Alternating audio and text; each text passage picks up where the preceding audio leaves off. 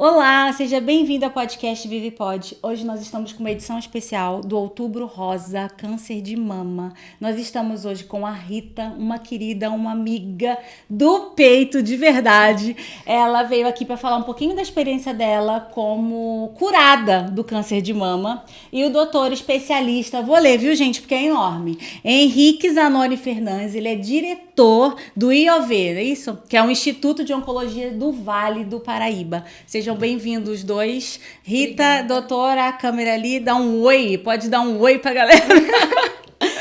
Oi, galera. É um prazer estar aqui compartilhando um pouco da minha experiência, né, nesse tempo. E revendo a Viviane, Sim. que é uma querida de anos, né? E aqui com o meu médico querido também, né? Meu oncologista.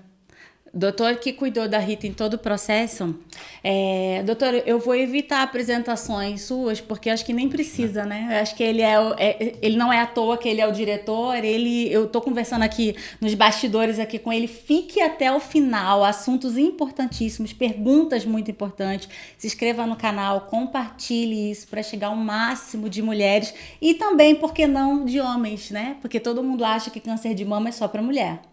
E não é, né, doutor? Não. É raro, mas acontece em homem também. Sim. Rita, amiga, conta um pouquinho do que aconteceu com você há menos de um ano atrás, isso? Menos de um ano atrás. Então, fale aí, mulher, um pouquinho pra gente. Então, no meu caso foi assim, eu faço um check-up anual, todo final de ano. Novembro, dezembro, eu passo no mastologista e várias especialidades médicas, né?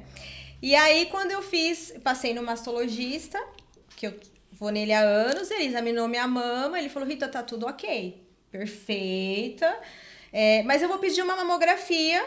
Como era a semana de Natal, bem antes do Natal, ele falou, você faz, se não der pra fazer agora em dezembro, você faz começo de janeiro. Esperei passar Natal e Ano Novo e fiz a mamografia. Começo de janeiro, quando eu peguei o resultado, tava lá algo de 0,3 milímetros. Eu já tinha em casa um pedido de um ultrassom, que o meu ginecologista tinha pedido em duplicidade, porque o masto pediu e o gineco também. Então, eu já falei, bom, já vou fazer o ultrassom. Marquei no lugar que eu estou acostumada a ir. E cheguei e falei, a médica conhecida minha também, Sim. que eu faço com ela há muito tempo, ela falou, eu falei, olha, deu algo na minha mamografia. Ela falou, então vamos ver. E começou a passar o aparelho de ultrassom para investigar. E ela, não tô achando. Aí ela, achei. Quando ela fez assim, achei, ela falou, não tô gostando da cara. Pelo formato, tá assim, muito fora de forma. Nisso que ela falou, entrou uma outra médica, mastologista também na sala. E aí ela falou, o que você acha disso aqui? Daí a outra falou, pede biópsia. Então foi tudo muito rápido. Eu já saí da sala e já marquei a biópsia no mesmo local, né? E questão de uma semana eu fiz a biópsia. O Fernando me levou, quando ele me ligou, ele falou, e aí, ultrassom? Fernando é meu marido. Ele ficou muito, ele esteve comigo o processo Sim. todo, né, doutor? E ele me levou na biópsia, e aí foi tudo muito rápido. 7 dias depois saiu o resultado da biópsia. Nós fomos os dois juntos pegar, e ele que abriu, né?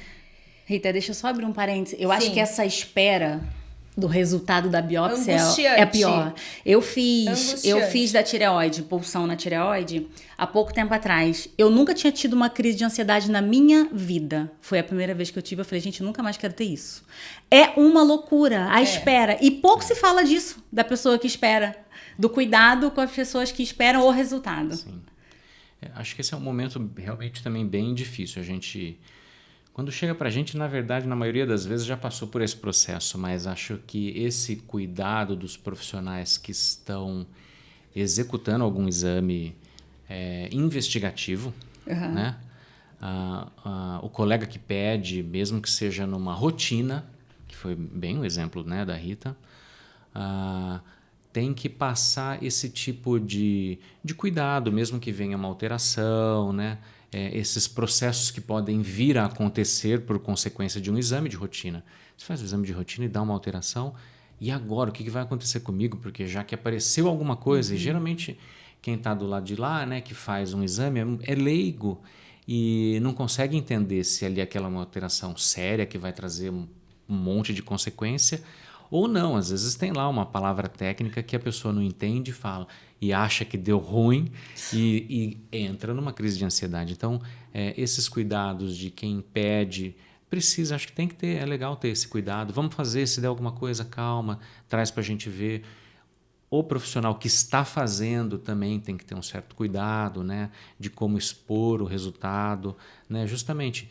Tem alguns lugares que procura ter alguma forma de como expor, de cuidado. Tem alguns que tem algumas travas, a gente fala assim, por exemplo, tem exames que vem alguma alteração, o profissional lá fala, não, espera ficar pronto, vai chegar na mão do seu médico, acalma, né, para não deixar realmente trazer um processo de ansiedade muito grande, porque com certeza, dependendo do tipo de exame, por exemplo, que vai para uma biópsia, dependendo desse material, leva 7, leva 15 dias. O meu demorou 2 semanas. Exato, 20 dias. Imagina 20 dias esperando. Nossa, então, isso precisa, realmente, é uma etapa que eu acho que ainda a gente precisa trabalhar um pouco mais para ter um cuidado com as pessoas. Doutor, eu não sei se isso é impressão minha, mas assim, depois eu acho que as pessoas encaram o tratamento muito melhor do que o antes.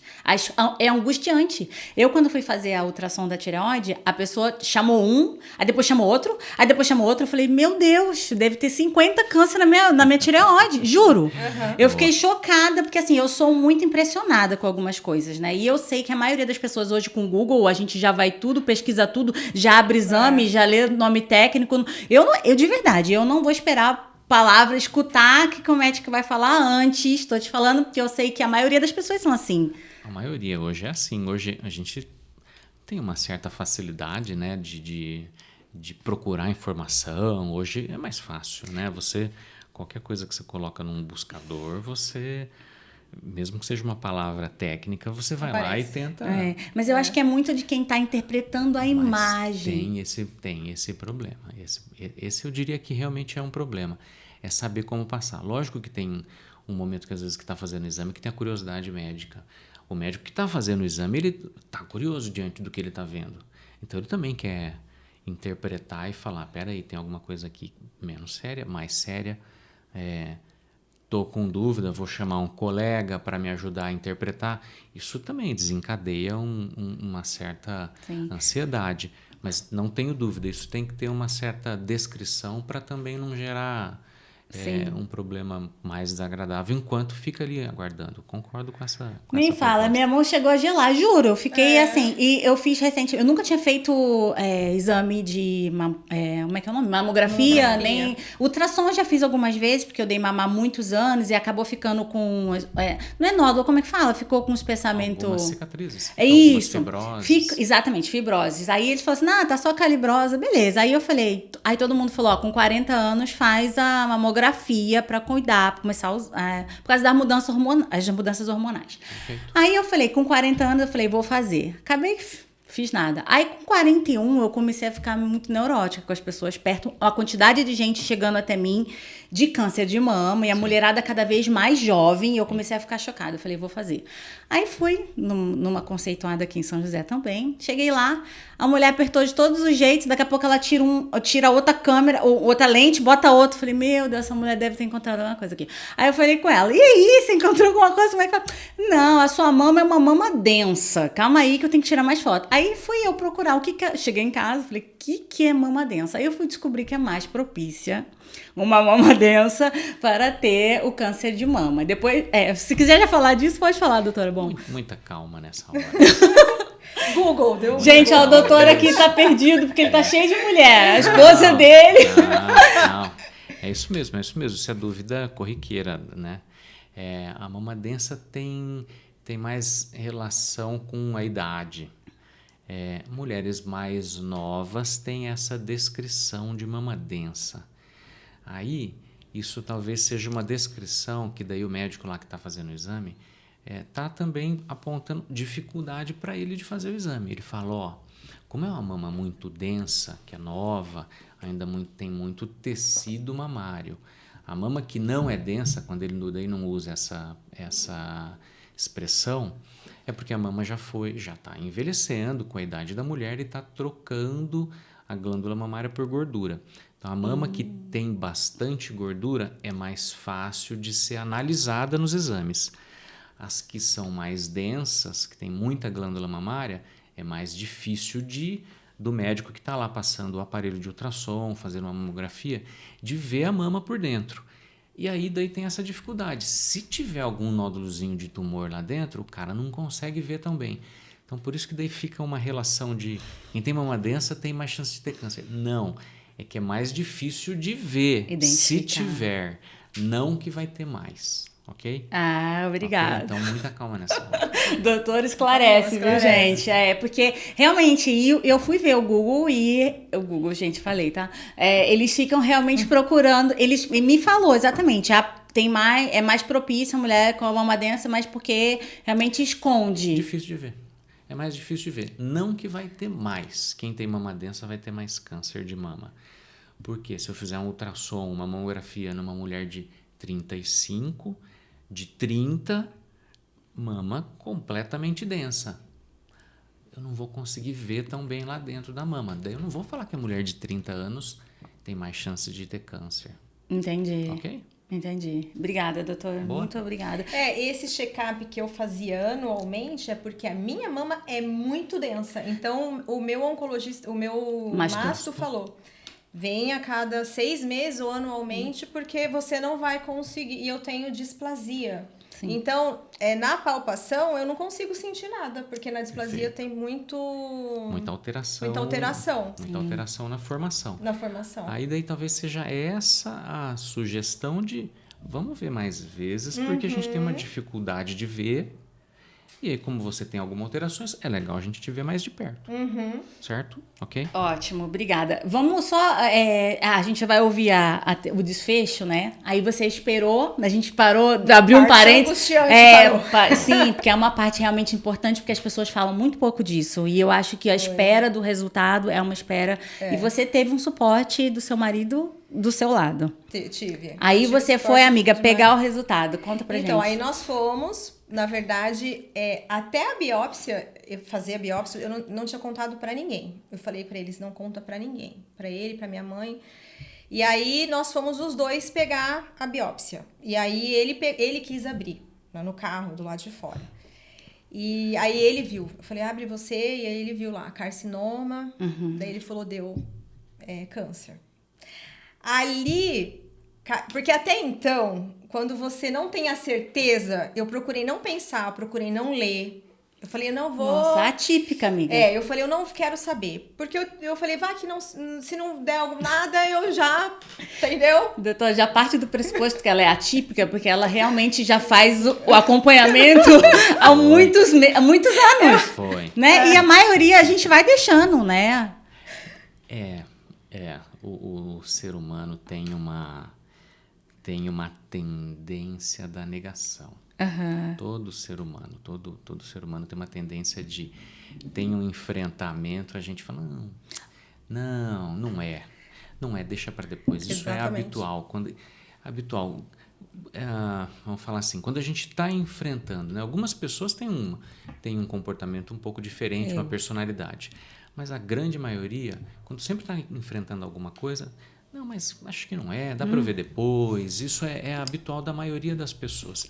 Tem pessoas que têm, né, uma personalidade. Não, peraí, tem um negócio cheirando, tem uma fumaça, vou atrás. Certo? Mas é habitual do ser humano. Sim. E é habitual. E a gente não vai falar que é errado, certo? Por causa da natureza, da personalidade do ser humano. Então tem isso é muito comum.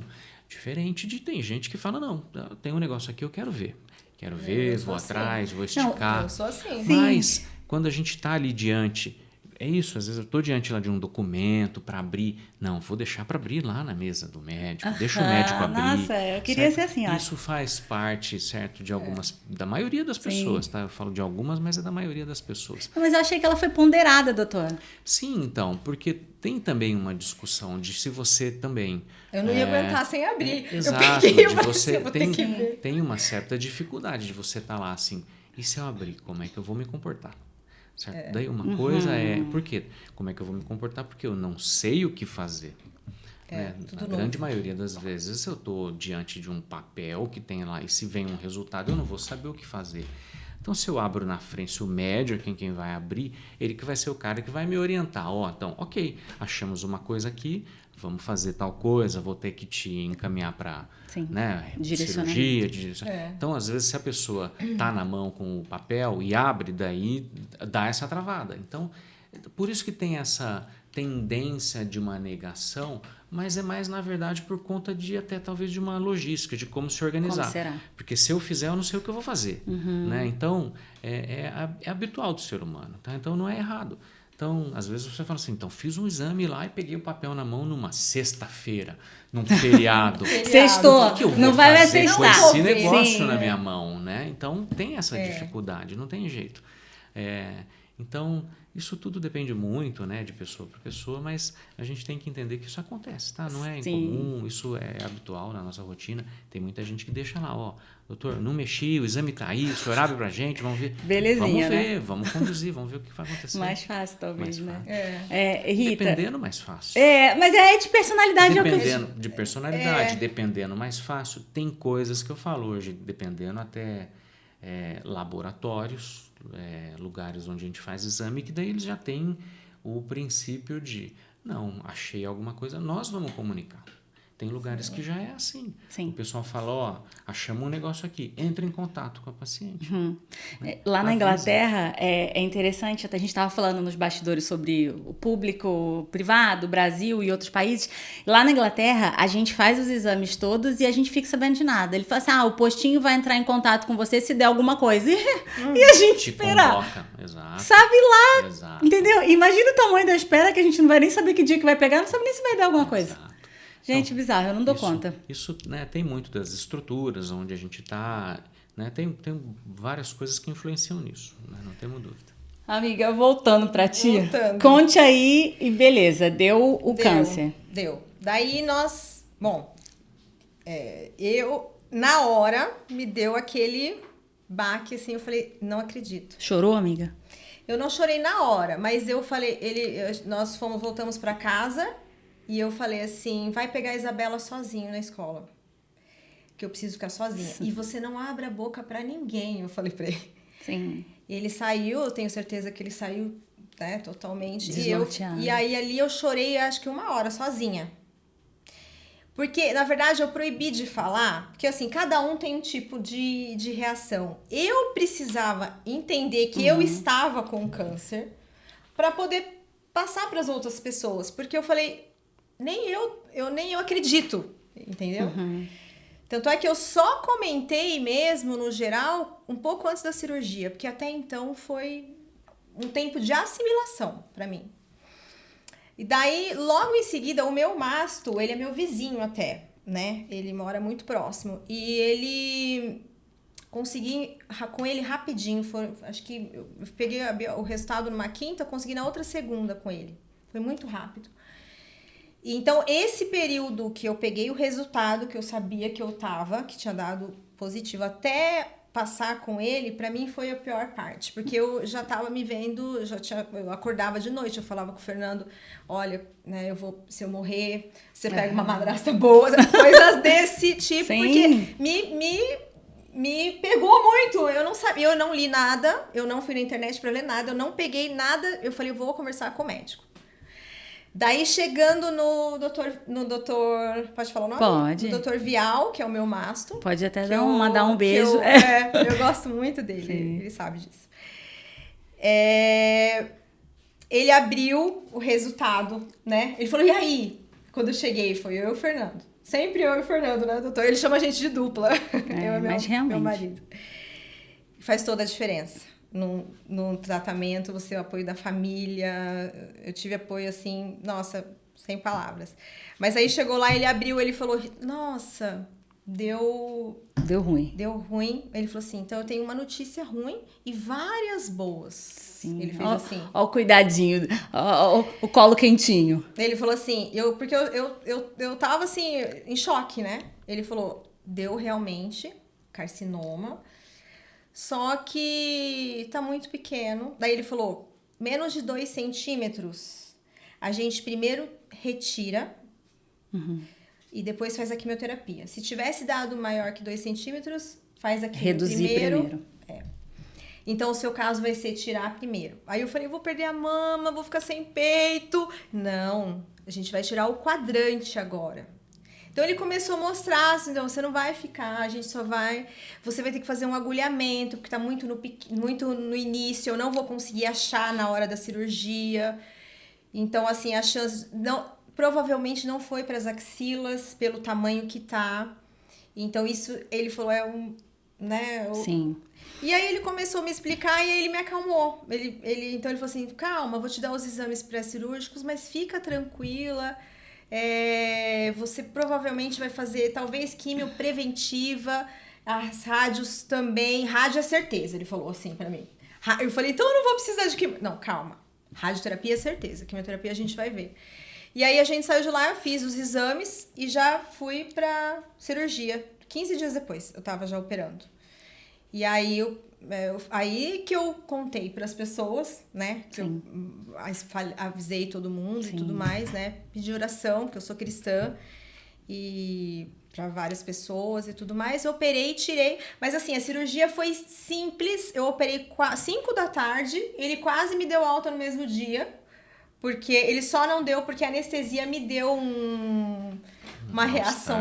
Mal-estar. Ela gosta um pouco de reação, né? A gente vai falar disso daqui a pouco. Fica aí. Um pouco bem pouco. Ele tá acostumado. Cada quimio era uma história, né? Sim. E aí eu tive alta logo no dia seguinte. Não tomei nem paracetamol pra dor. Uma recuperação excelente. Bom, aí... Terminei o mês de março, ele falou, agora eu vou te encaminhar para um oncologista. E passei com 2 antes do Dr. Henrique. Eu tinha uma amiga que ela não se conformava, ela falava assim, você tem que passar com o médico do meu pai, né, a Juliana. E aí ela falou, marca com o Dr. Henrique. E eu fui, que é ele, e eu fui, né. Gostou? Não. Na primeira consulta, eu falo assim, eles não só me acolheram lá, eles me abraçaram, porque você cai de paraquedas sem saber nada. Então, a consulta com ele, acho que durou mais de 1 hora. Mas assim, até como cuidar da careca, eu perguntei. Detalhes, né, doutor? Sim. Passo protetor, porque você não sabe nada. Eu sabia que eu ia ter que fazer a quimioterapia. Mas você estava pressupondo que seu cabelo ia cair. Você não sabia de nada, né? Não, com a quimioterapia ia cair. Depende, muito né? Embora eu fiz a touca, né, doutor? Mas a gente vai falar. Você gelo, já quer né? falar, né? A gente já pode falar disso. Não, já pode conduz. falar. Já pode falar, porque assim, a gente estava falando das reações, ela realmente é uma pessoa reativa. Experimentou bastante reações. Então, eu acho interessante falar assim, porque nem todo mundo passa por um processo e cada corpo responde de uma forma. Tanto que a gente explica isso bastante no começo. Pessoas são diferentes, cada um reage de um jeito, né? Até porque o processo até de tratamento ele é meio complexo por conta disso. A gente acaba tendo que informar muita coisa e às vezes a gente e a gente comunica isso. Nós vamos informar muita coisa, pode ser que muita coisa não aconteça. Às vezes uma coisinha ou outra você deixa de informar e a gente acaba conversando no meio do acontecimento. Isso acontece. Sim. Porque é muito diferente, né? E tem tipos diferentes de tratamento também. E cada tratamento tem o seu efeito. Então, tem tratamentos que caem cabelo, tem tratamentos que não caem cabelo. E cada um é escolhido baseado no problema que a pessoa está enfrentando. Hoje não dá... Sim, quem direciona isso é o médico. É o médico. Isso é baseado no que a gente está enfrentando. Estou enfrentando um tipo de tumor que tem características, tal. Eu preciso, nesse momento, ser mais agressivo, né? Tenho que fazer uma escolha de um esquema de remédio, né? Uma receita que a gente tem que fazer. Dependendo do tipo de tumor, dá para ser uma outra receita. E cada receita tem lá o seu efeito colateral. A Rita, o tumor dela era 0,3, né? Lá no comecinho. Quando estava vendo nos exames de imagem, certo? Ela tocou nesse tamanho 0,3, quando fazia lá mamografia e tal. Mas daí na hora que tira e a gente pede para o médico do microscópio Vê ver... o tamanho. Tava Aí maior. o médico do microscópio, ele tem a medida certa para Tá nós, com vamos falar assim. 0,9, né? Já era 0,9. 0,9. Então, Entendi. Então, assim, 1 centímetro, né? Vou arredondar um pouquinho para arredonda cima. pra 1. 1 centímetro. É um Falando... tamanho bom. Tamanho bom para resolver, né? Então, doutora, eu tenho uma dúvida nisso, mas sim, se era tão pequeno, ela retirou todo o tecido contaminado, né? E ela fez a radioterapia primeiro. Fizemos Não, a químio primeiro. Por- A Rita tá em Por processo quê? de radioterapia. Escolha de sequência tem muito a ver também com o processo que a gente está passando. Às vezes tem pessoas que a gente faz a quimioterapia antes, tem a ver lá com o tamanho, é uma conversa que eu tenho com o cirurgião, né? O cirurgião às vezes chega lá, a paciente chega lá com um tumor de 2 centímetros, 2,5 centímetros, dependendo qual que é o tamanho da mama da mulher. Se é uma mama meio pequena, e aí o cirurgião fala, olha, eu vou ter que tirar um tanto bom da sua mama para poder fazer uma cirurgia que me dê uma segurança, uma margem de segurança, para não ficar nada para trás. Bom, aí pode ser que eu tire muito da mama e a mama vai ficar muito feia, vai ficar disforme, daí já foge daquela característica de que é uma cirurgia para tirar, mas perde um pouco o caráter estético. Aí a mama fica muito feia. Aí o cirurgião fala, vamos conversar com o oncologista para ver se não dá para fazer remédio, diminui esse tumor. Aí pode ser que eu consiga fazer uma cirurgia de tamanho menor, aí a mama não vai ficar tão torta. Então tem processos de escolha de sequência de tratamento. A mulher nesse sistema, vamos supor, se Viviane tivesse o câncer de mama, eu ia mandar tirar logo as duas, não precisa de peito e acabou. Boa. Eu imagino que eu não tenho...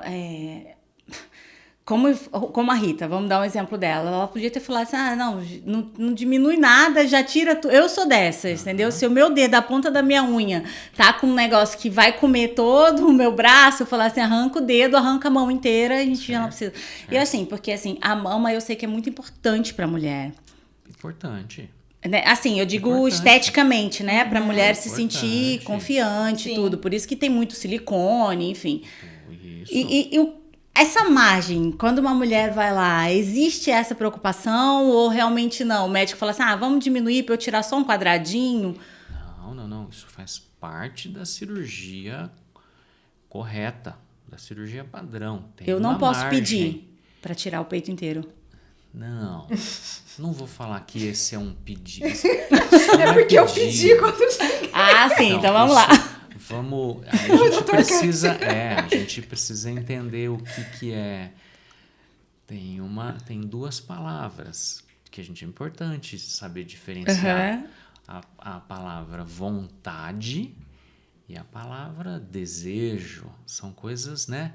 Eu tenho vontade, eu tenho desejo.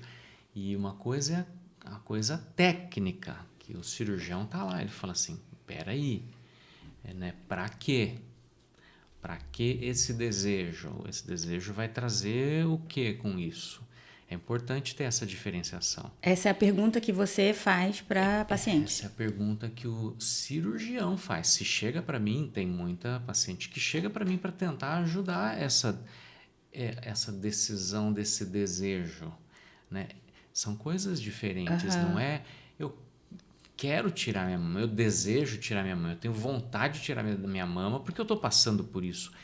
E não é só vontade de tirar essa, eu quero tirar a outra também. Então, Você falou isso, eu faria isso. Então, isso é importante, é vontade, é desejo. Mas é desejo no momento do calor. Daí é uma coisa que isso não bate com a parte, vamos falar assim, com a parte técnica. Porque uma coisa é você tirar uma parte da mama, 1/4 da mama. Uma coisa é você tirar uma mama inteira. E eu vou falar que 3 coisas é tirar 2 mamas, de tão difícil que é tirar 2 mamas. Não é tão simples, né? Não é simples. Então, nós temos que saber o que a gente está querendo. Eu estou querendo resolver o que com isso? Eu preciso resolver um tumor que está na mama. Então, eu tenho que tirar o tumor. Eu não tenho que ir lá tirar a mama inteira. Tirar a mama inteira resolve igual tirar uma parte da mama. Nós já aprendemos isso. E a gente aprendeu isso, que isso foi uma evolução da parte cirúrgica, da parte médica. Eu vou falar o contrário. Antigamente, há 30 anos atrás, 25 anos atrás, essa era a conduta. A mulher chegava no cirurgião de mama com um tumor pequeno e o cirurgião de mama tirava a mama toda. E tirava bastante, não só a mama toda. Tirava um músculo que fica embaixo da mama. Eram cirurgias horríveis. Eu tenho ainda, acompanho algumas senhorinhas que passaram por essa cirurgia. É horrível. Sim. Fica feio. E não se reconstrói mais. Não consegue reconstruir de tão mutilante que foi. A gente foi evoluindo. Então, isso é uma evolução de você poder tirar só uma parte da mama e você não ter o problema do câncer de mama de novo. Se é essa a preocupação de tirar a mama toda e tirar as duas, tirar uma parte só da mama, o resultado daqui 10 anos, daqui 20 anos para essa mulher é o mesmo do que tirar a mama toda. E observação, então, por isso que daí tem que ser orientado, tem que passar essa confiança, tirar esse medo de estou enfrentando um negócio, eu quero tirar tudo de uma vez e não quero ter isso de novo na minha frente. Sim. Então, isso nós aprendemos. Então, por isso que a gente hoje em dia oferece cada vez mais cirurgias que a gente chama conservadoras, que funciona igual tirar tudo. Funciona igual. A gente aprendeu a reconstruir. Vamos tirar tudo. Tem mulher que precisa tirar tudo. Tem mulher que precisa tirar as duas, que daí é um outro cenário. É o cenário lá das alterações genéticas, tal, que precisa tirar as duas.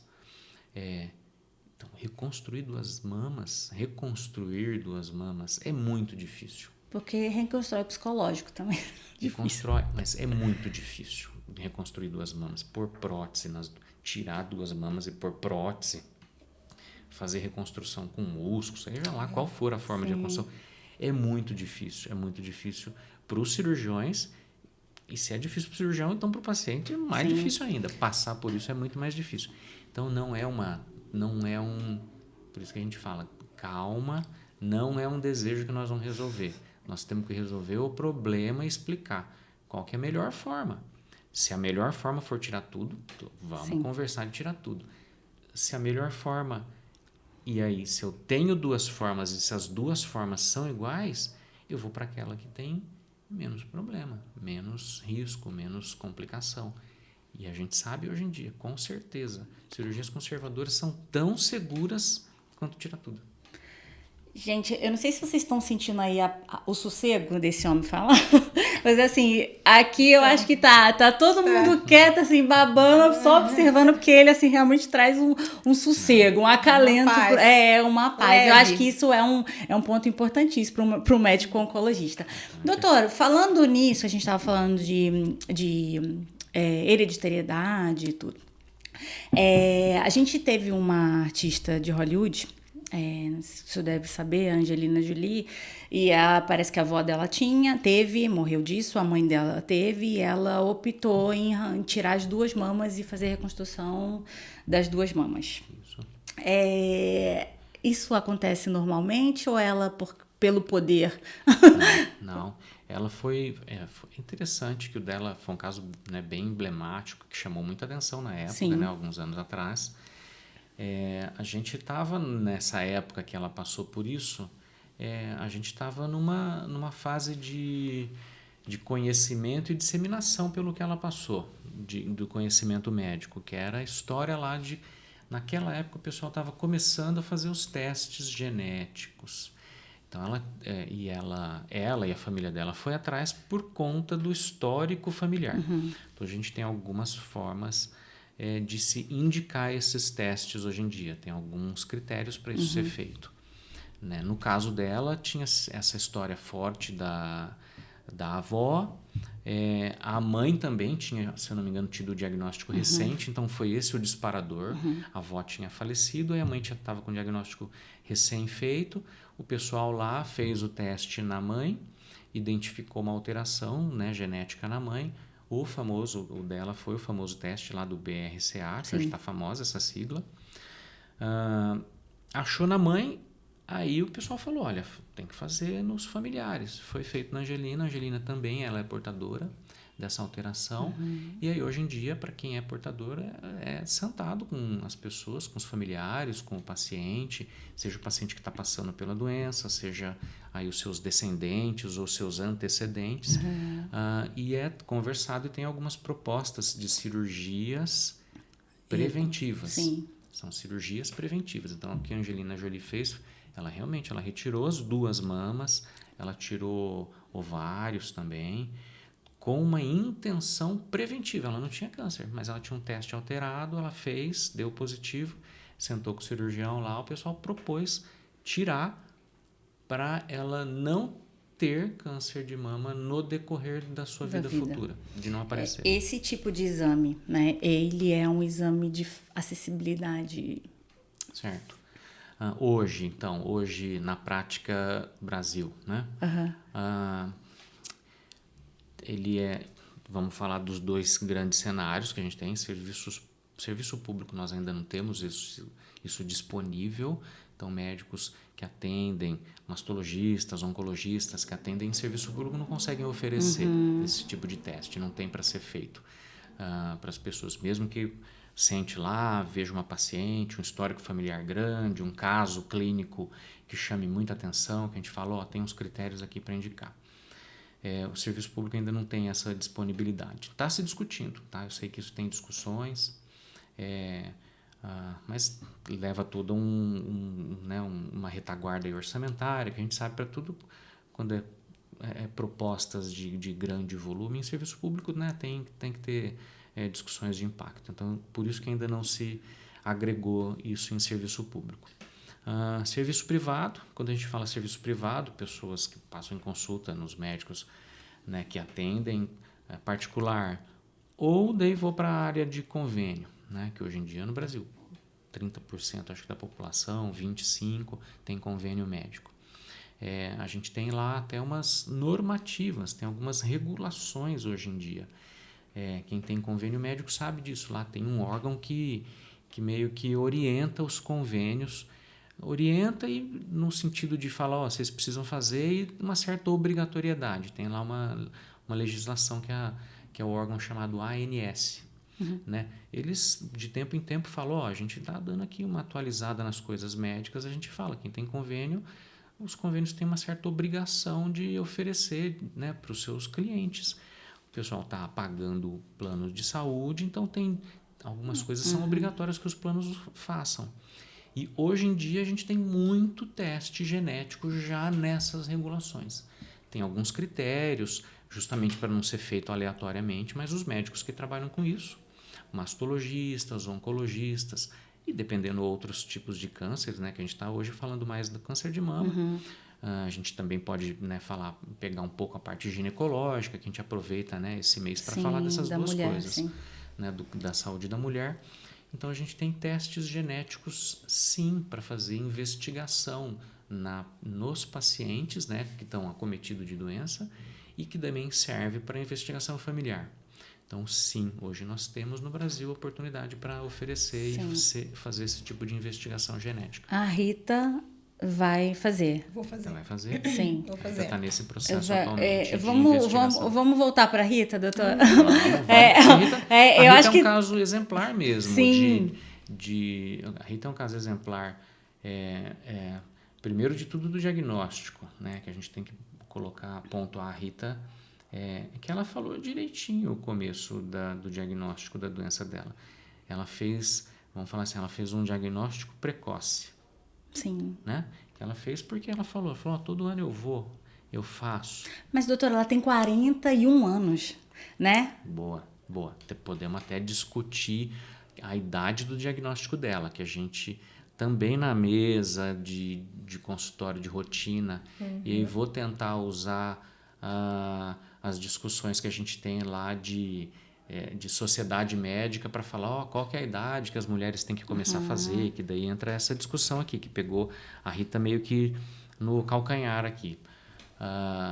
mas talvez seja meio precoce falar nessa história por causa da idade da Rita, mas eu tenho que aproveitar a oportunidade de falar de que ela era uma pessoa que tinha uma preocupação de fazer exame que a gente chama de preventivo, né, de uma maneira geral, mas no caso da Rita foi um exame preventivo, mas que fez o diagnóstico precoce, certo? Essa é a importância de todos os tumores, né? Fazer diagnóstico precoce. A gente quer fazer diagnóstico de câncer. É ruim essa frase, né? Sim, eu tô até... É ruim essa Calma. frase, mas a gente quer fazer o diagnóstico de câncer precoce.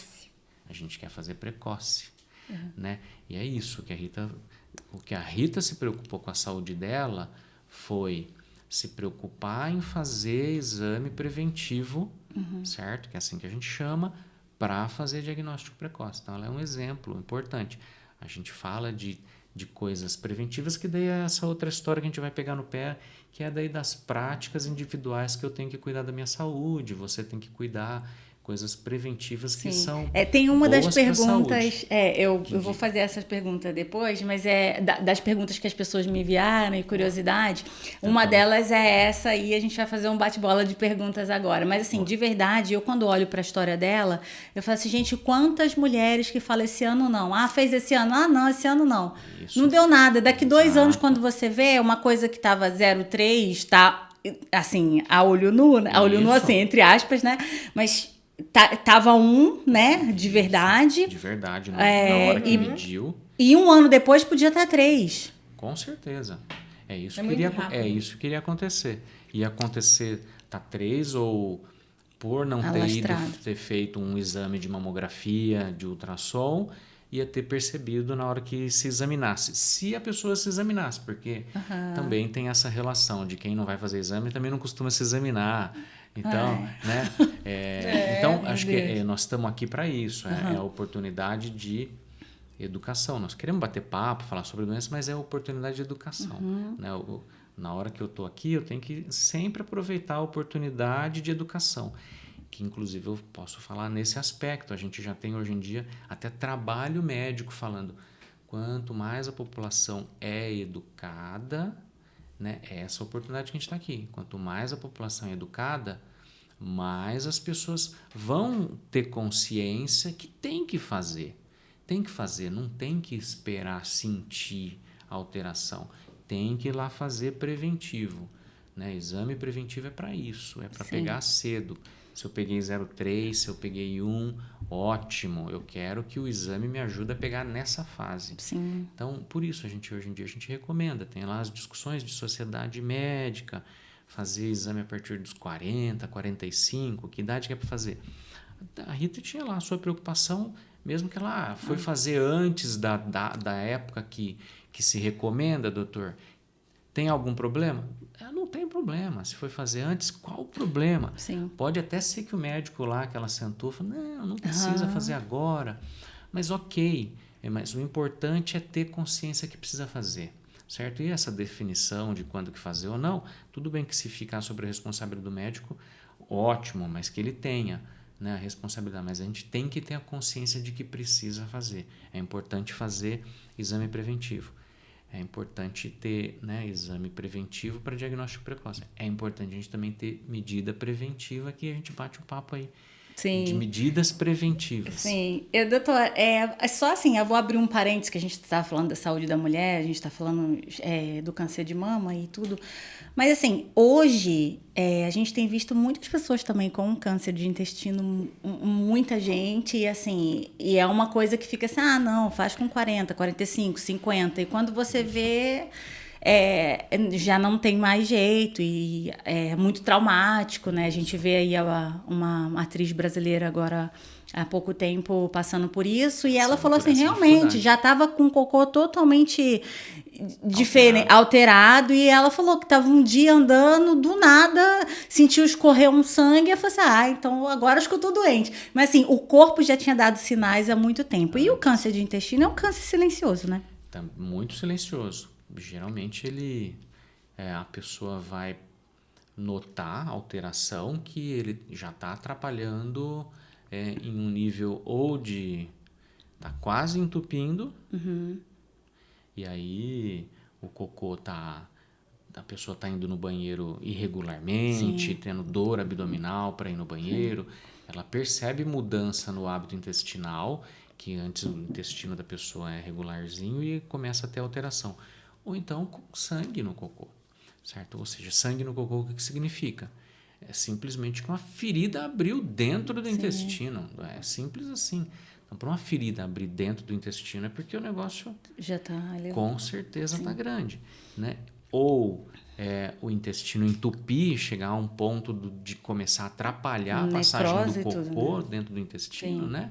É porque o intestino está lá, tem algo chegando a entupir a ponto de fechar. E o intestino, é difícil do intestino fechar, porque o intestino é uma coisa elástica. Então também é outro imaginário de que está há muito tempo um negócio lá, né? Então por isso é outro, e tumor de intestino na sequência, vamos falar assim, só é menos comum do que câncer de mama em mulher e câncer de próstata em homem. Então, né, a gente deixa o câncer de pele, que é o câncer de pele mais comum, a gente praticamente não toca nele porque é o câncer mais comum, mas é o mais benigno, mais tratável. A gente chama atenção daqueles que são muitos mortais, né? Muita fatalidade. Então, mama em mulher, e em mulher o segundo é intestino. Próstata em homem e o segundo em homem é intestino. Não então, sabia. É muito comum. E é outra doença que hoje em dia é muito prevenível. Se a gente fizer exame de intestino... Eu tenho 41, nunca fiz. E assim, eu tenho até curiosidade para realmente eu acho que precisa fazer. E eu entendo que se a gente espera realmente para deixar o negócio ficar feio e realmente fica feio, né? Porque o intestino... Fica feio. É um lugar também daí de difícil... tudo, né? Aí tem que usar bolsa, tudo mais resolução. difícil. Uma coisa é fazer uma cirurgia de mama, que é um órgão externo. Intestino é um órgão interno. Próstata é um órgão interno. Então, órgãos internos são mais difíceis de serem conduzidos. Também é mais difícil de descobrir, né? Então, por isso que se a gente cada vez mais desenvolver exame preventivo para órgão interno, melhor para a gente. Tem uma idade, doutor? Hoje, rotina, pessoas normais, daí vamos falar assim, para intestino, pessoas normais. O que são pessoas normais? Sem Deixa eu ver se eu me enquadro. Sem histórico, sem nada de histórico que chame atenção, importante, e que também não está tendo nenhuma alteração de hábito intestinal, alimentar está normal, não está tendo nenhuma queixa, nenhum sintoma, sem essas histórias de mudar o trânsito, não ter sangramento, então está hábito normal. Mundo, de uma maneira geral, ainda recomenda a partir dos 50. Está se discutindo os países desenvolvidos e os países que estão no processo de desenvolvimento baixar essa idade 45. O primeiro exame, aquele exame que a gente fala que é um exame, né, não muito legal de fazer, mas é o exame que a gente tem para fazer o preventivo, o tal da colonoscopia. Né? Mas dizem que o preparo é pior, né, do que o próprio exame propriamente dito. Então, o exame, geralmente, a pessoa nem está percebendo. O preparo que é o chato. Alternativa a ele, a gente recomenda às vezes é difícil de fazer esse exame, nós não temos facilidade de marcar, né? Dificuldade de fazer realmente. A alternativa a ele é a história de fazer o exame de fezes. Ele serve muito bem se fizer exame de fezes, mas não é o exame de fezes comum que às vezes a turma fala lá que é o exame de ver verme nas fezes, é um exame próprio de fezes que é pesquisa de sangue nas fezes. Sim. Então ele é uma alternativa ao exame de colonoscopia, só que daí a alternativa dele tem que ser feito anualmente. O exame de fezes a gente recomenda anualmente. Sim. E o de colonoscopia não necessariamente precisa ser todo ano. Geralmente, faça um exame a primeira vez, se o exame é absolutamente normal, repete-se a cada 5. Não, ótimo. Suave, eu acho que dá, né? Suave. Eu acho que dá, boa chance. Suave, só quando chega na época que dá uma... Tranca. Doutor, ótimo. Já que a gente abriu esse parênteses, falamos da mulher, e que é a primeira causa do mama, e o homem, a primeira causa é a próstata. Vamos só rapidinho, eu só queria saber, assim, eu queria saber várias coisas sobre esse assunto. Eu acho que esse assunto, tem pesquisas que falam que todo mundo vai ter um tipo de câncer, que vai ter ou tem, que vai desenvolver, assim, às vezes vai morrer antes de desenvolver, mas... Sim. Enfim, eu quero falar disso um pouquinho também, mas vamos só fechar o assunto da próstata. É assim, meu pai teve câncer de próstata. E provavelmente o pai dele morreu de câncer de próstata, porque quando abriu já estava intestino, bexiga, tudo tomado. Né? Então, assim, quando meu avô chegou a passar mal, já estava, e na época foi, acho que no testado de óbito foi nó nas tripas, né? Que na época era o que eu usava para identificar, porque não identificava câncer, assim como hoje a gente fala. O irmão do meu pai teve câncer de mama, o irmão do meu pai teve câncer de próstata e meu pai teve câncer de próstata. Certo. Meu pai teve 2 filhas, mulheres, eu e a minha irmã. E eu tenho 2 filhos homens e a minha irmã tem outro filho homem. E aí? Eu sei que essa é uma dúvida minha, mas eu imagino que outras pessoas tenham essa dúvida. Tem, isso é corriqueiro. Então, é corriqueiro, até porque, falei, câncer de próstata é o câncer mais comum no homem. Então, nós, na família de todo mundo, certo? A gente tem histórico de câncer, todos são tocados, todas as famílias das pessoas hoje em dia, de todo mundo, é tocado do câncer de alguma forma. Né? Então, tem alguém que tem câncer na nossa família. Por que isso? Né? Eu vou fazer uma brincadeira aqui, mas eu vou botar a culpa nos cardiologistas, né? Porque eles estão fazendo a gente viver mais, a gente está melhorando, não tem jeito, a gente melhorou o cuidado da nossa vida, a gente está vivendo mais. Se a gente faz um comparativo, o brasileiro hoje em dia, expectativa de vida média, mulher 76, se eu não me engano, pelo IBGE, e homem 74. Porque geralmente homem, né, é mais... Kamikaze. A gente costuma falar que homem é mais... Né, aventureiro, então morre antes, mas não é bem por aí, né? É um meio mais medroso. Mas estamos vivendo mais. Então, se a gente vive mais, nós estamos vivendo mais justamente porque a gente aprendeu a cuidar melhor de problemas cardiovasculares. Então, a gente trata melhor essa parte hoje em dia. Então, a gente vive mais. Então, se eu vivo mais, eu tenho que morrer de alguma outra coisa. Então, por isso que daí aparece mais câncer na vida de todo mundo, na família de todo mundo. Daí por isso. Então, alguém lá na família tem câncer de próstata, alguém lá tem câncer de mama, são os mais comuns, né? Eu falei. Então, câncer de próstata, se eu tenho na família, quer dizer que vai ter? Não, né? Vamos falar de uma maneira geral, câncer... tentando explicar um pouquinho o câncer de uma forma genérica, 90% de todos os cânceres acontecem pelo envelhecimento, vamos falar assim.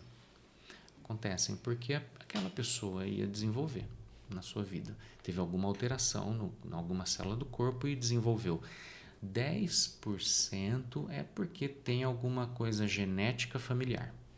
Então, 90% eu costumo falar que é raio que caiu na cabeça daquela pessoa. A gente ainda hoje em dia não tem a capacidade de achar o motivo que fez com que aquela pessoa desenvolvesse um câncer. Então, é porque ela está vivendo mais. Então, viveu mais, vai acontecer alguma coisa na vida dela e pode muito bem ter sido câncer. Hoje em dia, se a gente falar de expectativa, hoje o câncer... Talvez até o final de 2030 seja a doença que mais mate, certo? Nos países desenvolvidos já é a doença que mais mate, né? Por conta disso, por causa do envelhecimento, tá? Então, a gente tem que tomar um pouco de cuidado, a gente sempre tenta, né? Quem está passando, né, nas suas famílias e tocam isso, tenta sempre trazer para essa coisa genética, né, de transmissão, mas a gente tem que tomar um pouco de cuidado para não pesar muito a mão nisso, né? Então, agora voltando para você, essa história, né, de ter tio e pai, aí chama atenção. Não vou falar que não chama. Tio e pai são irmãos. E vô, né? Ou, né, parentes de primeiro grau. A gente sempre fala assim, quando tem parentes de primeiro grau com a mesma doença, chama atenção. Então, é importante homens terem um olhar um pouquinho, homens dessa família, terem um olhar, né, um pouquinho mais aguçado e não passarem pela negação de falar eu sou super-homem e eu não tenho, não vai acontecer comigo, né? Tem que se já de cara falar, nossa, alguém vai ter que sair atrás aí de fazer teste genético. Não, não é assim, não costumamos de uma maneira grosseira mandar todo mundo fazer teste genético. Por quê? 10% dos casos de câncer são genéticos, 90% não são. Então a gente tem que mandar todo mundo fazer teste genético na vida. Pode ser que no futuro vai baratear tanto que vai fazer parte do exame lá que, né, a gente faz no laboratório, colher um hemograma, dá para baratear para ficar um teste genético. Mas não temos que fazer isso. Mas eu tenho que falar assim, família que tem 2 parentes de primeiro grau com a mesma doença é uma família que tem que ser investigar um pouquinho mais, com um olhar mais cuidadoso. Tem que ser família de que, quando que é a idade que se começa, né, exame preventivo? Tem que fazer. Não pode... Mas se você, no caso, assim, meus filhos têm 9 e 12, né? 9 e 12. Não temos que falar que, esses daí com 35 tem que começar a fazer exame de próstata. É melhor não, senão... Sim. Né? Rotula ser humano. Rotula, não é isso. Tem que começar na idade, né? Eu costumo falar assim, quando tem uma família que tem algo que aconteceu, que chame a atenção, tio, avô e pai, eu procuro falar assim, então vamos olhar para aquele que teve mais novo. Se o avô faleceu lá com seus 70 e poucos anos, ok. Mas se o pai teve câncer de próstata nos seus 58. Meu pai teve mais cedo, 50. Então, 50. Então, vamos falar assim. Eu costumo falar, eu tenho que fazer a conta de 10 anos a menos. 10 anos a menos é uma idade que a gente fala, vale a pena começar alguém na família, né, daquela família, começar a olhar com olhar preventivo. Por que 10 anos a menos? Porque isso é um número meio mágico, que é um número que a gente costuma falar, que pode ser que leve. Pode ser que leve, talvez não 10, mas um pouquinho menos, né?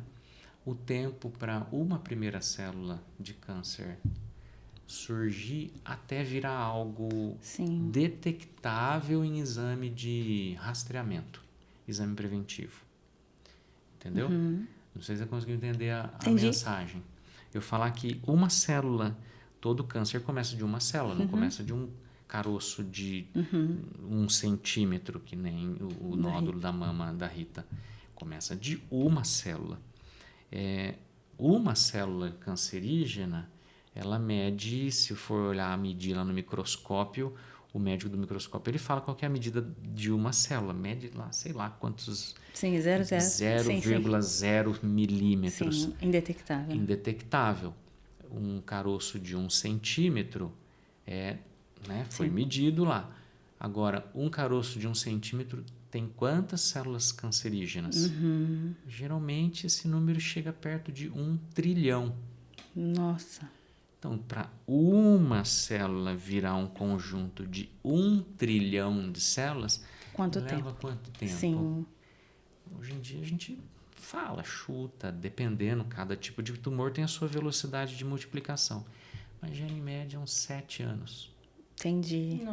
Nossa. Isso assusta, não assusta? E você falar que uma pessoa está com algo lá há 7 anos lá dentro? É difícil isso, né? O corpo não limpa, doutor? Isso. Então, por que leva 7 anos para chegar a 1 centímetro? Porque o corpo está brigando com isso daí. Ele está brigando. O corpo tem lá seus mecanismos de defesa. A gente não fala que o corpo tem lá a imunidade. Nossa imunidade está brigando com esse período todo de uma célula. Às vezes lá era uma, virou 2. É uma progressão geométrica. Era 1, virou 2, virou 4, virou 8. Mas o meu mecanismo de imunidade foi lá. Era 8, foi lá e comeu uma. Virou 7. Ele falou, briguei com uma, consegui matar uma. Sim. Mas dera 7, mudou, virou 14, ele foi lá, comeu 2, virou 12. Então fica brigando até esses 7 anos. Não é um cavalo sem cabresto desembestado, certo? Sim. Porque senão realmente não levaria 7 anos para chegar a 1 centímetro. Levaria 2 anos, né? Dependendo do tipo de tumor, é isso. Mas a média, dependendo dos tumores, a gente costuma falar assim, para conseguir entender, interpretar, né, o andamento de um tumor. Gente, eu imagino vocês em casa. E por isso do exame preventivo. O exame preventivo é para tentar pegar nesse período. Sim. Se eu levo anos para um negócio virar 1 centímetro, se eu fizer exame preventivo, vai que eu pego um negócio lá de meio centímetro.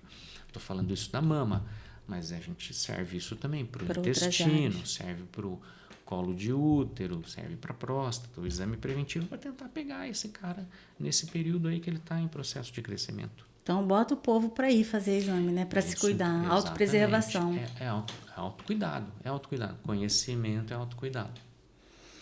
Gente, eu ia ficar aqui, mas calma, ainda eu preciso fechar o da Rita, porque assim, a história dela é uma história atípica sobre as químios. Sobre tratamento. Eu queria que vocês falassem um pouquinho disso. Eu sei que é um assunto comprido, mas assim, eu imagino quando a Rita falou assim pra mim, Vivi, eu ia começar a fazer tal químio, mas aí eu não consegui, você acredita que isso aqui? Eu tive que fazer a outra, meu cabelo caiu tudo. Eu falei, amiga, como assim? Aí ela me contou um pouco, mas assim, imagino que as pessoas tenham curiosidade de saber. Sim, porque a gente vê artistas, né? Sem cabelo cair. Vários artistas fazem. E acho que isso daí é importante. Essas demonstrações de experiência são importantes para as pessoas. Para mostrar que tem intercorrências, tem diferenças, não é igual para todo mundo.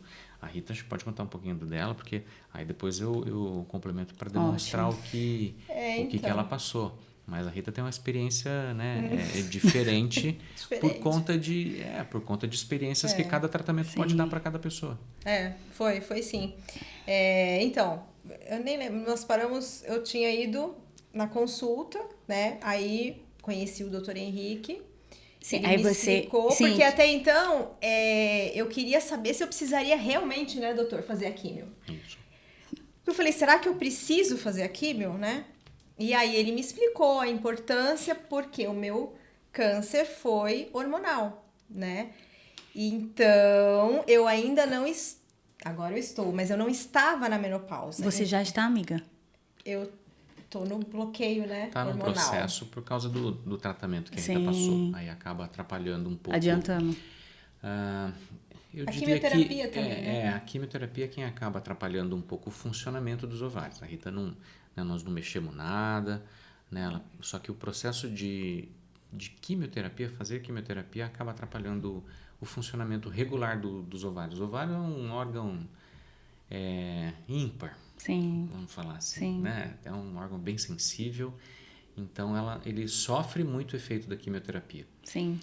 E aí com isso ele parou de funcionar, né? Nesse período. Né? Nós temos uma expectativa aí que talvez ele possa voltar a funcionar, porque a Rita é nova.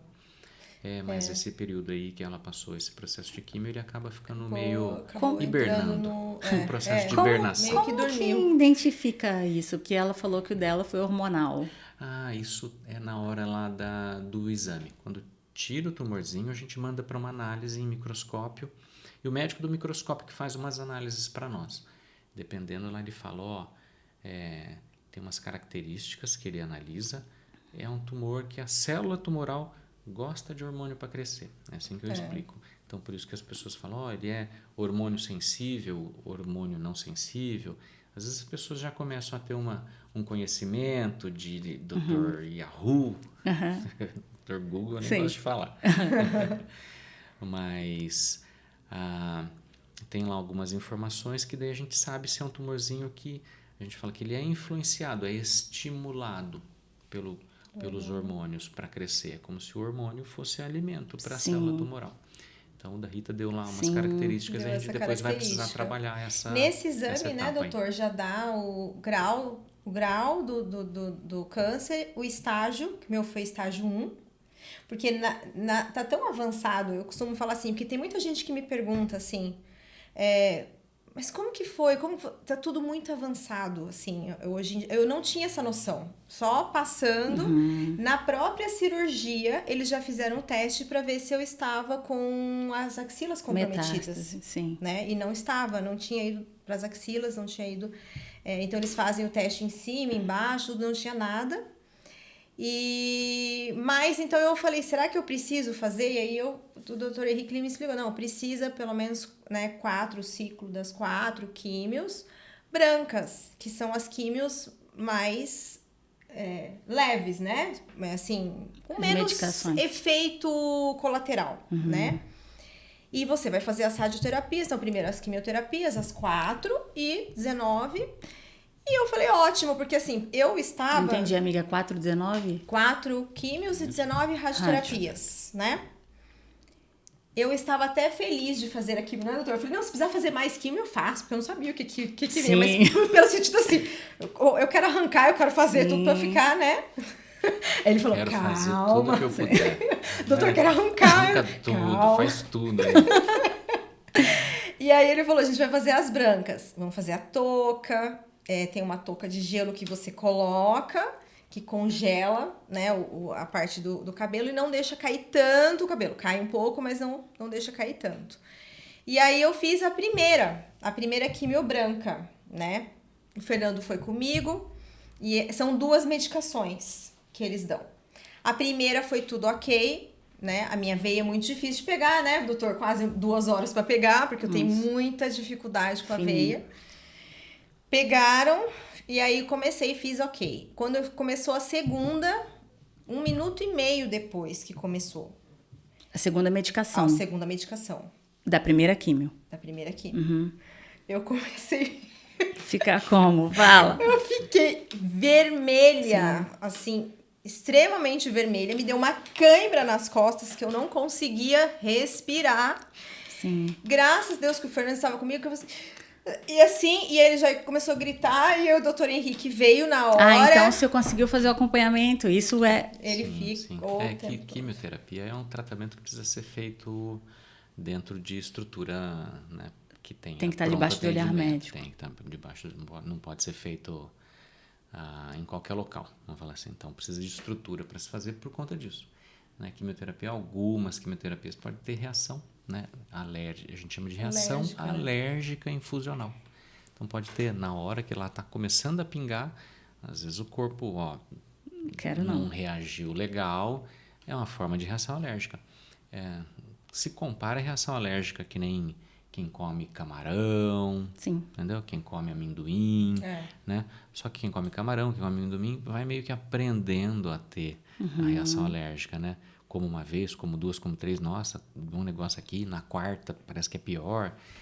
A quimioterapia não, né? Cai direto na corrente. Na primeira vez que está pingando, dá reação. Então, por isso que tem que ser em lugar onde tem estrutura para atender, pronto, né? Um atendimento de imediato. Aí a Rita ficou uma pimenta. Aí a Rita teve um pouco de reação alérgica. E aí cessou, elas pararam, gritou, ele veio, eu falei, eu vou morrer. Minha pressão, né? E aí foi assim, foi bem traumático. Pra mim foi traumático, porque, né, deu aquele... um mal-estar. Um mal-estar, assim. Foi muito ruim. E aí, o que aconteceu? Bom, aí ele... Antialérgico. Faz medicação. Vai medicação. 7 ml não sei o quê. Faz remédio pra cortar o mal-estar. Cortou. Faz remédio pra dar uma acalmada. Sim, imagina. Adrenalina, tudo vai lá pra cima. Eu me lembro que eu apertava a mão dele tão forte, do Fernando, porque assim, a impressão que foi muito ruim, a sensação que deu, né, doutor? E ele falou assim, calma. Sobe a pressão, respira, dá um mal-estar. Calma. Né? A primeira vez não conseguia pegar minha pressão, tira de novo. Então, assim, foi... Então, a gente vai dar um antialérgico e você vai terminar. E aí, realmente, consegui finalizar a primeira sessão. Da branca, com aquela medicação. E aí, quase sem sintomas. No dia seguinte, eu tava no aniversário do sobrinho do Fernando e, assim, praticamente na segunda-feira atendendo os pacientes, normal... Me sentindo super bem. Um pouquinho de dor no corpo, mas assim... Bom, a dor no corpo deve ser do nervoso também, né, doutora? Que ela passou. Também dá. Mas a quimio... Hoje, as quimios dão um pouco mais de mal-estar nos dias seguintes da quimio. Aí, 3 semanas depois, os ciclos são de 3 em 3 semanas. Fui fazer novamente... A branca. A branca novamente. Ele falou assim, a gente vai dar o antialérgico antes, então fica tranquila e tal. Aí, tomei o antialérgico antes... E fiz a primeira normal, primeira medicação. No meio, começou a segunda 1 minuto e meio também, acho que foi 2 minutos. Começou de novo, a mesma reação. Com a segunda medicação, né? Sempre com a segunda medicação. Tem uma medicação em específico que ela Que Ela reagiu. é craque Gostei de fazer muito. isso. Sim. Aí você conseguiu terminar a segunda, branca? Não, metade, aí não terminou. Dessa aí vez a gente não terminou. Como não é, terminou. como é alergia recorrente, Sim. vamos falar assim, né? Sim. Mesmo fazendo medicações para prevenir, tenho alergia, a gente fala, não, melhor não arriscar. Não Sim. vamos Aí vocês foram avançar. pra tradicional. Daí ele falou, vamos começar. Só que, assim, o que me deixou desanimada? Vamos começar um novo ciclo. Nessa calma, nessa calma. Vamos começar 4 químios vermelhos. Eu falei, doutor, porque pra mim eu já estava na metade Sim. do tratamento, né? Sim. E eu ia ter que começar novamente. Ele, calma, a gente vai começar, você vai fazer. Começa de novo, Começa do de zero. novo. E ali eu saí, eu falei pro Fernando, aquele dia também acho que foi um dos piores, que eu falei, vou começar tudo de novo. E aí toca o plano autorizar, porque daí é um novo medicamento, né? Novos remédios. Novos remédios. E aí, a tensão que eu fiquei até, porque daí eu tive que colocar um catéter no braço, porque A minhas outra veias são medicação é um pouco difíceis, mais, mas é um pouco E a outra mais medicação é um forte. pouco mais agressiva para as veias, né? Um pouco mais agressiva, então eu fiquei com o Sim. catéter. Mas a atenção que eu fiquei para não ter reação alérgica, porque eu falei, só falta ter alergia à vermelha também, Sim. né? E Porque acontece, doutor? A vermelha é incomum. É bem incomum. Não vou falar que eu nunca vi, mas é raríssimo ver. Sim. Então, por que não fez essa? Por que não fez na outra? Você lembra? Uhum. Lembra? Daí, hoje em dia a gente escolhe, né? Lembra? A gente tem que escolher as melhores medicações que se Sim. encaixam, né, para cada situação. Preferiu começar com a mais leve. Mas, na verdade... Não é leve. Então, se a gente for falar de leve ou não, nunca falo que quimioterapia é leve, Sim. né? Só quem passa que sabe. Exato. Tem a ver mesmo com o efeito colateral. A gente escolhe o esquema que funciona se eu tenho mais de um, né? Eu vou falar assim, se eu tenho mais de um esquema, se eu tenho mais de um, qual que eu vou escolher? Né? Eu vou escolher baseado no que é melhor e também vou escolher baseado no que tem menos problema.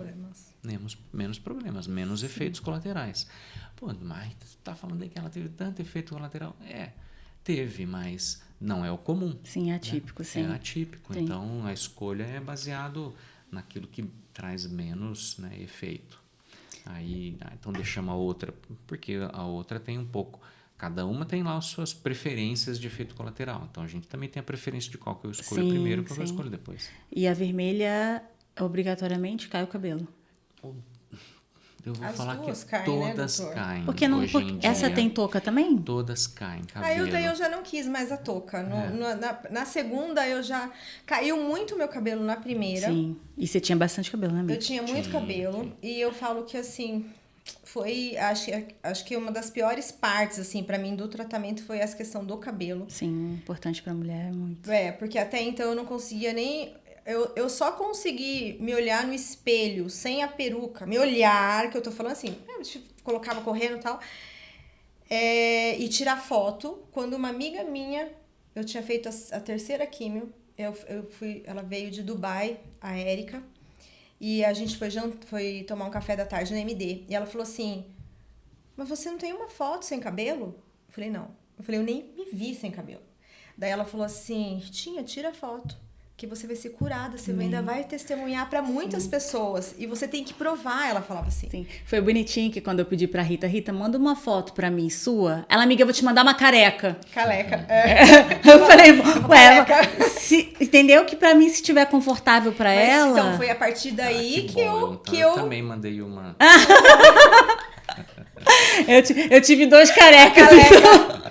Eu perguntei pra ele, eu falei, doutor, como que é ser careca? Porque me explica, porque até então eu não tinha, né, dele. Você tá me chamando de careca?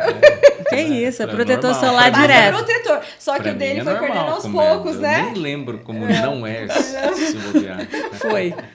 Sim. Mas- Amiga, você aí fala. Aí você Não, pode terminou o ciclo das 4 depois com a vermelha. Aí seu cabelo caiu, você teve uma aceitação difícil por Foi causa do difícil. cabelo. Então, aí eu fui... Então, nesse processo que eu fui fazer a primeira vermelha, eu me lembro que assim, foi a primeira vermelha, antes da primeira vermelha, foi muito difícil, porque eu tava com medo de ter a reação Sim. alérgica, né? E eu me lembro que até a escola da minha filha me chamou um dia antes, as crianças oraram por mim antes desse dia. Foi muito especial, assim.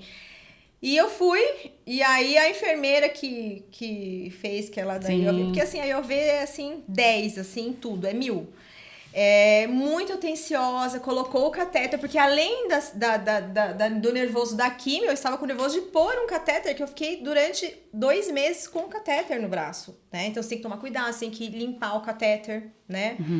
Então, bom, daí fiz as 3, né? Só que eu comecei a ter uma toxicidade muito alta. Ela começou a me fazer muito mal, minha pressão começou a subir.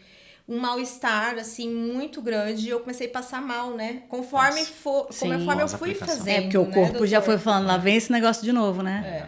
E eu já ficava nervosa, né? E aí eu entrei no remédio de pressão, minha pressão sempre foi muito controlada, e passando mal em 18, 19.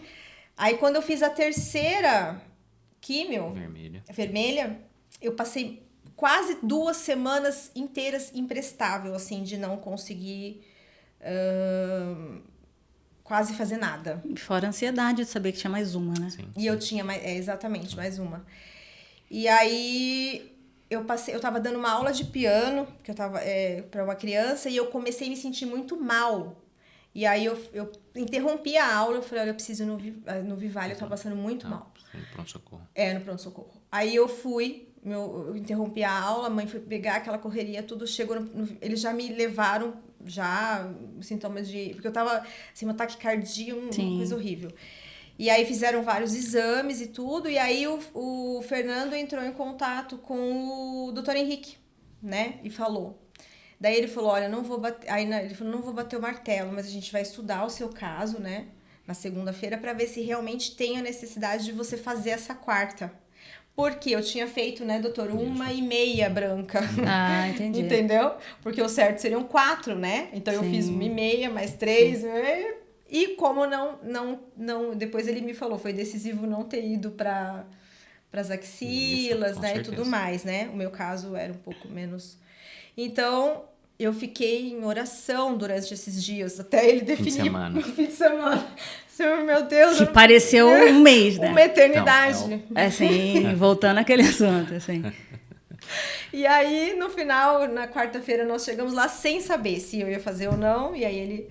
Não, Rita, não. Te liberou. Conversamos, me liberou da 4ª, né? Então, a Rita teve foi um exemplo de efeito de químio, né? Efeito de químio, tá? Então, mesmo nova, né? Vamos falar assim, químio, preocupação em todas as faixas etárias, né? Vamos falar assim.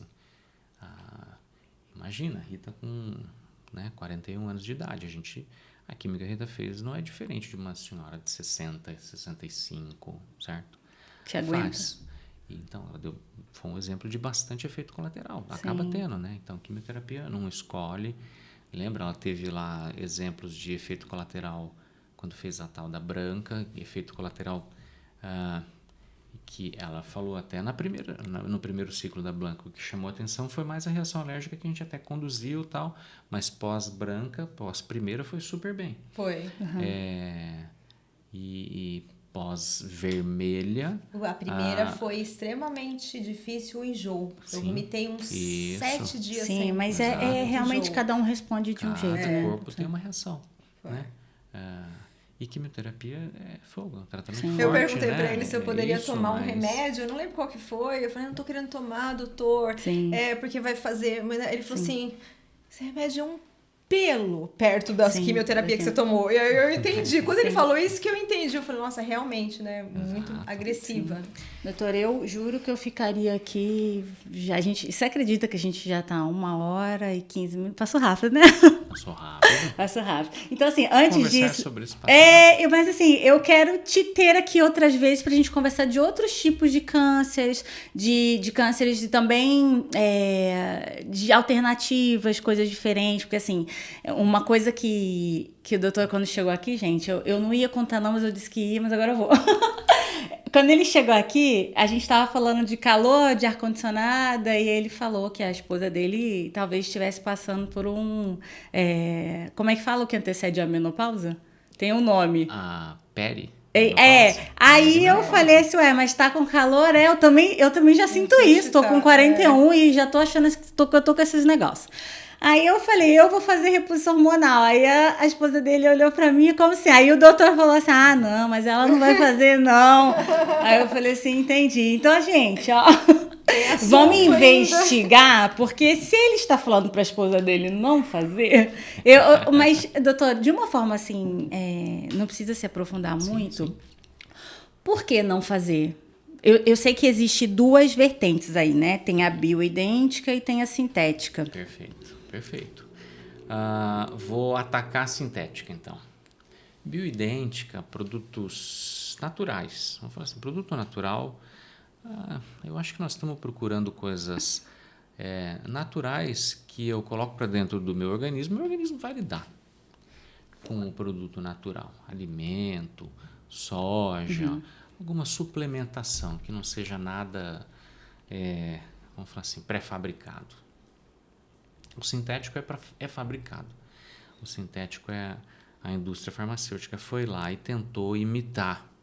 Aprendeu, achou lá a molécula e falou, vou imitar.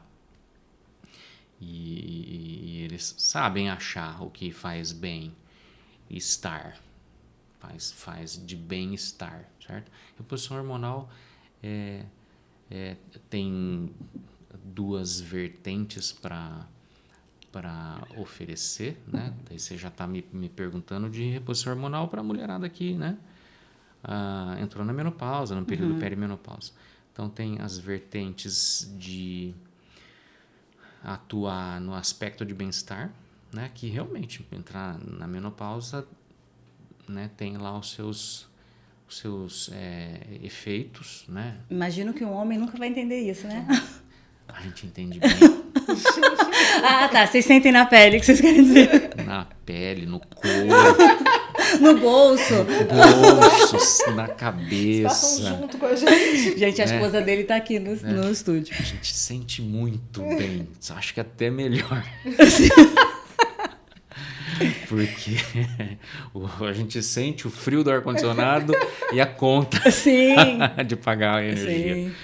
Sim. Então tem a vertente de falar assim, preciso aliviar um sintoma ruim. Eu entendo, é lógico que é importante, não tem acordo de falar que não é importante.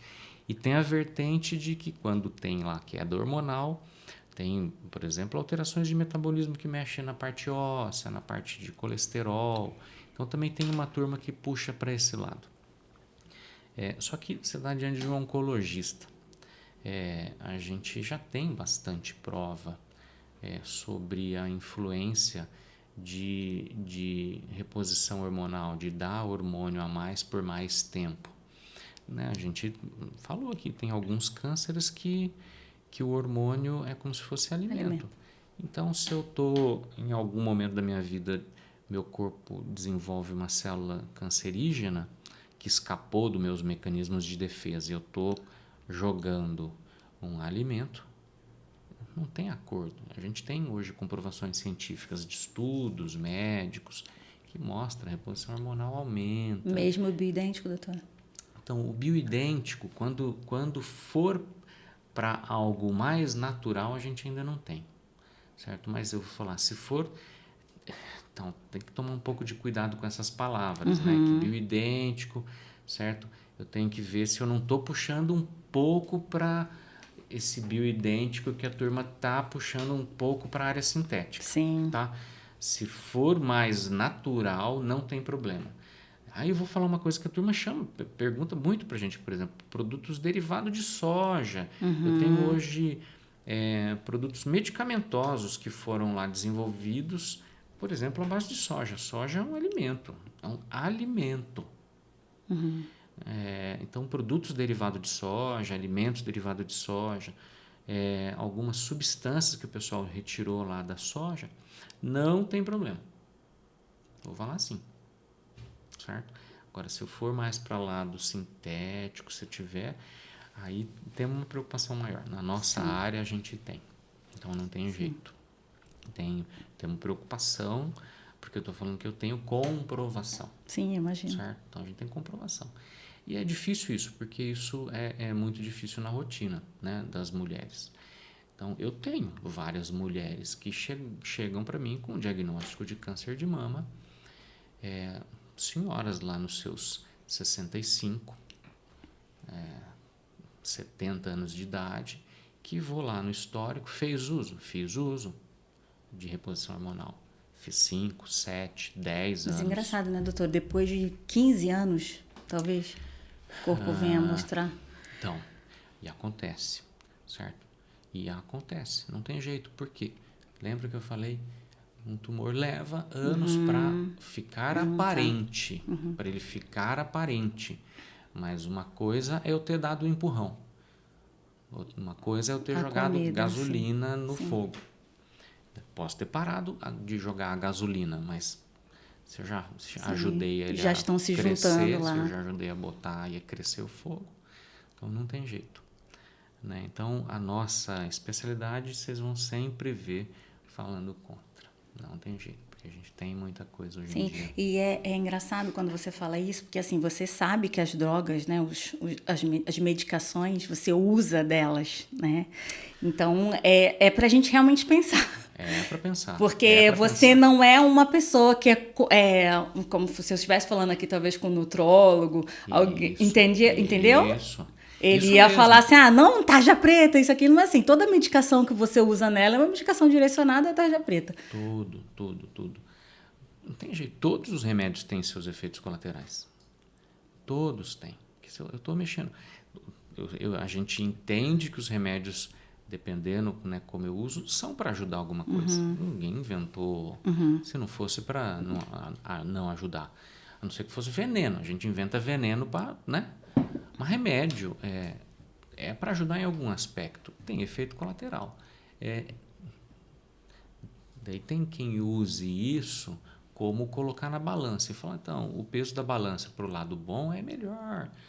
Mas a nossa especialidade, a gente acaba tendo um peso e um apelo de doenças muito graves, né? Muito, né, fatais. Então, a gente acaba, né, usando isso como a contraindicação. Se você fosse dar um recado agora para a mulher que está passando por esse momento de menopausa, porque assim é muito fácil, né, alguém falar assim, olha, aguenta o calor, aguenta o suor, aguenta... Eu vejo, esses dias eu vi uma atriz dando uma entrevista, acho que não sei se era Drew Barrymore, ela começou a tirar a roupa no meio do negócio, ela falou que ela estava se sentindo muito mal, e assim, com certeza ela optou em não fazer. Sim, com certeza optou. Eu não vou falar que é fácil de falar, não. Tá? Não é fácil de falar. Eu procuro falar brincando porque não é fácil de falar. É difícil de falar. Não sou eu que estou passando. Mas eu falo que temos que procurar alternativa. Sem sombra de dúvida, a melhor alternativa, e isso eu falo, isso também temos comprovação, a melhor alternativa é procurar atividade física e alimentação saudável. Não tem jeito, não tem outra escapatória. Posso falar mesmo, às vezes eu recomendo as outras coisas aí. Tem mulher que tem muita queixa, eu falo, pode ir atrás das coisas naturais, tem umas coisas lá de amora que eu brinco. Né? Eu falo, pode ir atrás dessas coisas, não vejo problema nenhum. Né? Dependendo da queixa que a pessoa vem, né, você acaba tendo que brincar com uma coisa ou outra. Tem queixas de libido, né? Eu falo assim, sou eu que tenho que ficar daí brincando, mexendo, orientando essas coisas, não. Daí você vai resolver em outro lugar. Mas eu tenho que tentar, né, ajudar na parte, né, de humor, né? Até o humor da mulher. Mais leve, né? O humor, a menopausa, a perimenopausa levam o que a gente chama de transtorno de humor. Tem a tendência da mulher ou ficar mais depressiva ou mais ansiosa. A mulher já é um pouco bipolar, né? Normalmente. Isso é verdade, mas isso na mulher é orgânico, né? Isso é orgânico, a gente sabe que é. Então a gente também tem que tentar a orientar isso. Eu também não sou dos que gostam de tascar remédio, os controlados. Então já vai ficar mais depressiva, mais ansiosa. Toma remedinho aqui que vai resolver. Também não, eu falo, temos que procurar alternativa. E a alternativa acho que é a melhor que tem, sem sombra de dúvida. É a questão alimentar e a atividade física. Acho que a atividade física, para a gente, acho que é o maior aliado para muita coisa. Então, é onde eu sempre procuro tocar e puxar. Sim. Doutor, eu tenho algumas, encaminhando aqui, gente, para o final, eu tenho algumas perguntas, muitas delas a gente já respondeu no processo. Uma delas era essa da, da menopausa e Sim, tudo, sim. porque eu sei que existe, principalmente que você falou da Rita era hormonal, eu sei que de muitas mulheres Isso. são o A alimento, A né? maioria dos tumores de mama são desse tipo. São Ótimo. os hormonais. E sim. O que você fala pra gente é autocuidado. Autocuidado. Autocuidado. Quando a gente fala de fazer exame preventivo, né, diz respeito a ir lá e fazer exame. Né? Então, preciso ir lá passar no médico, o médico tem que me pedir, na minha idade eu tenho que fazer mamografia anualmente, ultrassom, Papa Nicolau anualmente, né? Discutimos exame de intestino, então são exames preventivos, isso é um autocuidado. O outro autocuidado, que daí diz respeito, né? Às vezes a gente confunde e a gente junta as duas palavras, né? Mas prevenção e diagnóstico precoce são, se eu for ler o termo, é um pouquinho diferente. Né? Prevenção é que nem eu tomar uma vacina, certo? Quando eu tomo uma vacina lá na infância, né? Eu não vou falar de vacina agora, que tá uma bagunça esse negócio de vacina. Por favor. Mas vamos falar de vacina, uma vacina simples, por exemplo. Sim, A gente infantil. aplica infantil, a vacina da cachumba, da catapora, sei lá, você Sarampo. aplica na criança, sarampo. Você aplica para criança não ter. Então isso é prevenção. Prevenção é o não ter. Então, o que eu posso fazer de preventivo para eu não ter câncer de mama? Existe alguma coisa preventiva para eu não ter câncer de mama? Uma coisa preventiva para eu não ter câncer de intestino? É isso, é a alimentação. E exercício. Exercício físico. Preventivo é isso. Cigarro, né? Bebida alcoólica em excesso. Um pouquinho pode, né? Né? Mas é Socialmente, isso, né? todo dia. Socialmente, mas é isso. É vida saudável. Então, prevenção é isso. Então, se eu for obesa, eu estou falando. Se eu for Inflamado, obesa, eu tô indo contra essa medida preventiva que eu posso ter. Obesidade é um problema de saúde que eu estou facilitando desenvolver câncer. Simples assim. Estou usando obesidade, tem mais câncer. Cigarro tem mais câncer. Isso já é claro, né, na educação do brasileiro. Né? Beber muita bebida alcoólica facilita ter mais câncer. Né? Então, isso são coisas preventivas. Aí, diagnóstico precoce é fazer exame. Né? Então, se eu faço mamografia, diagnóstico precoce. Se eu faço Papa Nicolau, diagnóstico precoce. Colonoscopia, diagnóstico precoce. Precisa estar aliado, né? É aliado, é autocuidado. Sim. Então, fazer coisas preventivas com exames é autocuidado. Então, isso é importante, tá na vida da gente. Eu ia até pedir uma palavra final, mas eu acho que essa aí. A Alimentação e exercício isso, é a palavra aqui da. Isso. E a gente está aqui, acho que isso que é importante, é para disseminar conhecimento. O disseminar conhecimento de saúde é importante. E dependendo no nível de sociedade que a gente está. É isso mesmo, né? Por isso que a gente procurou falar um pouco do serviço de saúde, né, privado, público, né? Estou tocando muito no assunto de exame preventivo, mas às vezes a gente fala, né, dependendo do cenário que a gente está, dependendo, né, o público que nós estamos né, atingindo, mas tem pessoas que estão em outros círculos de amizade, outros círculos, né? Sempre toca-se no assunto. Fazer mamografia, ele é um exame de diagnóstico precoce. Fazer um ultrassom é um exame de diagnóstico precoce. Né? Fazer quando isso? A partir dos 40, 45 tem que estar sendo feito. Né? Regularmente, anualmente, para a mulher. Né? A gente fala, pô, mas também às vezes eu estou num cenário que é difícil de eu ir lá na UBS, aí todo santo ano eu vou fazer direitinho uma mamografia. Então, não está fazendo direitinho? Então, tem a recomendação, tem que fazer lá o autoexame. A mulher, é importante fazer o autoexame. O autoexame também é um autocuidado. Né? Então, naquelas que não conseguem fazer direitinho uma mamografia, é importante fazer o autoexame. Autoexame, a gente tem que explicar o autoexame, técnica correta. Não tem, eu acho que isso lógico que faz parte de um processo educacional, mas autoexame é se examinar. Falou, achei um negócio estranho na mama, estou examinando, estou palpando a minha mama, palpei debaixo do braço, né, na axila. Um caroço, não é para ter caroço. né? Sim. Você tem que ir atrás, né? Não entra na negação. Se eu entrei na negação, Sim. não vai ser nada, eu vou perder tempo. E não dá para perder tempo com câncer. Sim. Gente, eu vou fechar só falando uma coisa, doutor, que assim, ó, o que você falou não dá para fazer, eu vou te dizer que há uns anos, acho que uns 3, 4 anos, eu uso o sistema público de saúde. São José dos Campos tem um dos melhores que eu já vi, e eles às vezes me incomodam me falando que eu preciso fazer meu exame. Então, assim, eu acho que não há desculpa, né? Não há desculpa para você fazer. Eu sei que também a gente fala assim, hoje em dia uma ultrassom de mama custa R$100 e poucos. Isso mesmo, é por aí. É possível. Mamografia é né? mais barato. Eu nem sabia. É mais barato. Porque é um raio-x. raio-x, exatamente. Então, assim, eu fico imaginando que é muito sem vergonhice da gente. Então, por isso que é fogo isso, mas depende do cenário que você está, né? Você tem que ter esse conhecimento, né? E isso nós estamos fazendo aqui isso, passar conhecimento. E o conhecimento é que vai lá, ó, tchim, na cabeça da pessoa, eu preciso ir atrás, né? Se fui lá na OBS, o colega lá pediu, mas vai demorar, mas tô achando que tá estranho. Sim. Pô, deixa eu ir atrás, doutor, então não posso ir atrás? Vou atrás. Mas isso mesmo que não você tá demora. falando. Eu imagino demora. que o cenário no Brasil inteiro seja diferente, né? Mas assim, Diferente, dizendo aqui, bem localizado da cidade, assim, ó, esses dias eu fui no ginecologista, menos de um mês eu tava com a ultrassom de mama, a mamografia e como é que é o nome daquele endovaginal? Pra checar tudo em menos de um mês agendado. Perfeito. E é assim, me liga semana que vem, tá horário. Isso. E assim, não vou te dizer, é nos melhores, e laboratórios, eu fiz na última, vou abrir aqui e falar, eu fiz na Plane, tipo assim, é um laboratório referência em São José.